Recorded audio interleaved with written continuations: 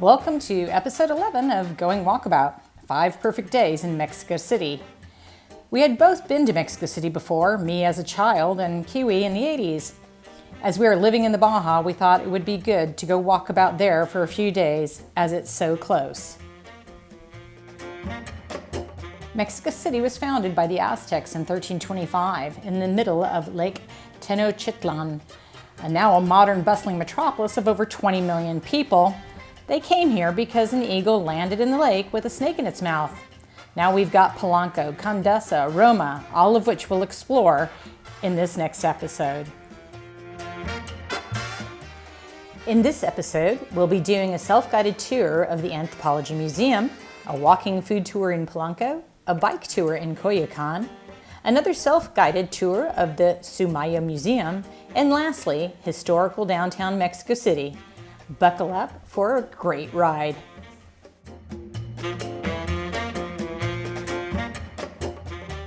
The minute that we landed, we were highly impressed with the airport. It was clean, it was efficient, it was quiet.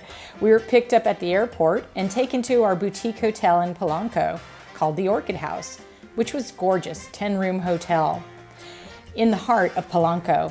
We highly recommend staying in Polanco. It is a great little town, and you're able to get to most of the modern exhibitions from there. A quick walk on day one, we went to the Anthropology Museum. The museum is set up in a horseshoe shape with 5 different areas. Plan on spending a whole day. It is well worth it. We ended up starting out with the Aztec section, which is section 2. Here's something I learned today. I never knew the Aztecs did these beautiful friezes and painting inside of their different edifices. And I was completely shocked at the beauty of some of these. They're gorgeous.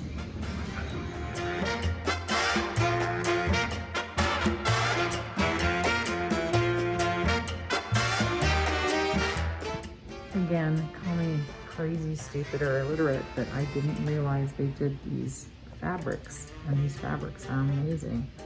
My guess is that there are very few that would be left, but the detail that's woven into the fabric is mind-boggling. And I know.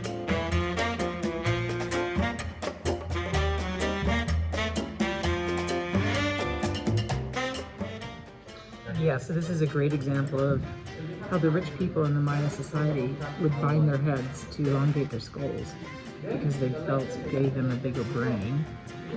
Unfortunately, this created all kinds of other issues. Their nose became very hawk-like and it became difficult to breathe, but they were able to differentiate themselves from the rest of the people because they took on this elongated skull and beak-like nose. And this is an actual skull from somebody of that period.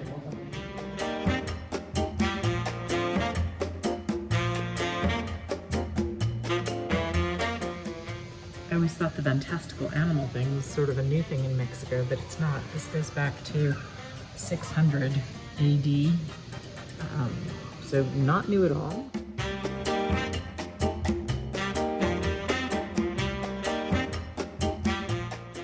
We were happy to see the last section was on Baja with the cave paintings from near Mulegé.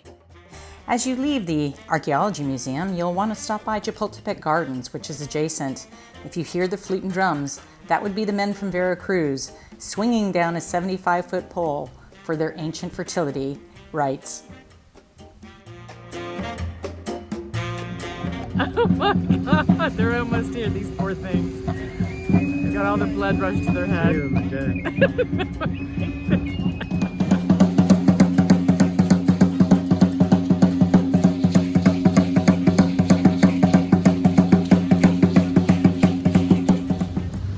So this is day 2, and we're walking to go do a walking tour, food tour, and this is a roundabout near where we're staying in Polanco, and it's just beautiful. It's got all these old buildings. That one looks like Art Deco. This one's probably older than that, but they've all been created, so they go in a perfect circle around the roundabout. So hopefully I haven't made anybody dizzy, but The food tour ended up being a really good decision. We had a tour guide called Vid, and she did a great job. Tamal, how we pronounce right now, came from the original word tamale. Tamale means something that it is rough. And Mexico has around 500 types of tamales, all Mexico.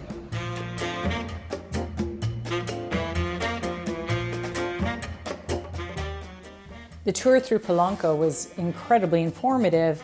It also showed us what a gorgeous area it is. Polanco is very reminiscent of a small place in Paris.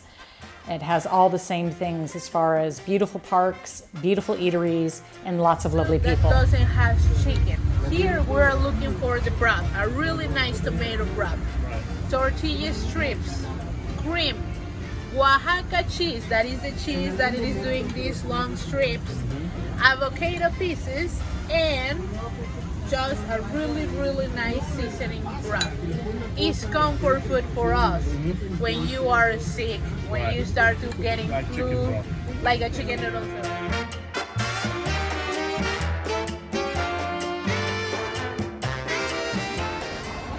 So day 3, we're in COYOCAN, which is where Frida, Khalo is from. We're going to be doing a bike trip. We're just waiting to get the bikes, and this is the local mercado, which already looks very vibrant at 9 o'clock in the morning. First thing in the morning, everybody's getting So many things took us by surprise in Mexico City. The kindness of the people, the cleanliness. One of the things that I was surprised at, because I'm such a Frida Kahlo lover, is how beautiful COYOCAN is. There is so much there to see besides just the Frida House. I can't recommend it highly enough, and doing a bike tour was the perfect way to see this 500-year-old town. and all kinds of bugs and scorpions, obviously, and they eat these in Oaxaca. And they definitely put these chickens inside of omelets, and one of the girls that we're sitting with actually had an omelet made of this.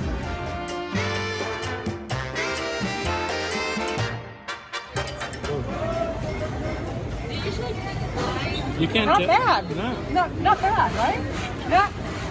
Kind of taste the chili more than anything. I'm amazed at how beautiful COYOCAN is, and how many fabulous things it has in it besides the Frida House. We are in the aguacate alley. Aguacate, avocado, is a word in Nahuatl. I don't know if you know what it means, but aguacate in Nahuatl is literally testicles. So That makes sense. yes. So they named that Testicles. fruit after the testicles because when they hang from the tree, they look Ah, so that's what you said. now you know avocado. Never looked at avocado the same way.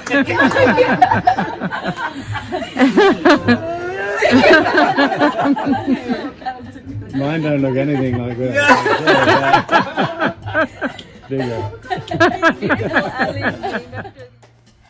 I was surprised and enchanted with Frida's house that she grew up in. It was absolutely gorgeous, and it was nice to see that despite the fact that she had to stay in bed, she had a lot of lovely things surrounding her.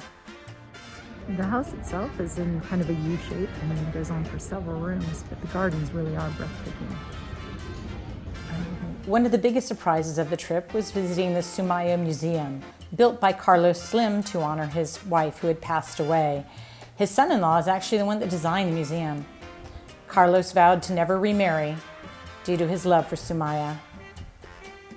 From tusks to timepieces to telephones, there's something for everyone to enjoy at the Sumaya Museum. What's fascinating to me is that they went through periods of things that they would collect. This happens to be the nude woman period. There's the pastoral scene period. There's the storms at sea period. It's really interesting to see. I think she went through a quick phase of paintings with food and cats. So we've got the food cat phase here after going through the miniature portrait phase. So this is the top floor, and you've gone up like an ice cream cone. You've gone up and up and up. And this is the top floor, which is all these sculptures, and it's just beautiful the way that they have designed this. Inside, like a spiral of a seashell, and it houses so much fabulous artwork. Certainly not something you could see in one day. The museum holds the second largest collection of Rodin sculptures in the world. Interesting to note that there's not that many skyscrapers in Mexico City because it's basically built on a lake. It's been filled in, so they don't actually allow that many skyscrapers because they sink. And then of course there's always the earthquakes. So between those two natural things, they've kept the buildings low, which actually makes it very nice traveling through the city.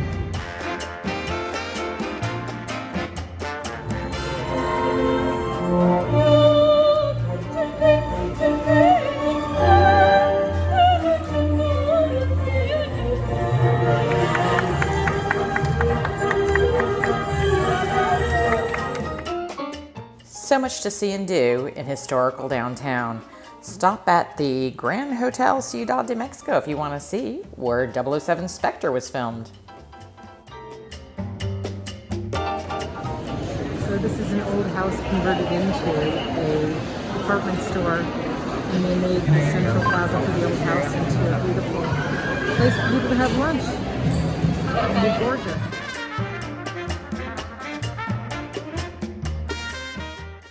Our 5 days in Mexico City literally flew by. We felt safe the whole time. The city was cleaner than any metropolis we had visited before, and the people were the friendliest we had ever encountered. We would stack up Mexico City against any city we had ever visited, and we think it would come out on top. If you're enjoying the videos, please like or subscribe. We'll be heading back up to California soon, and we'll be doing a video on our trip back up the Baja.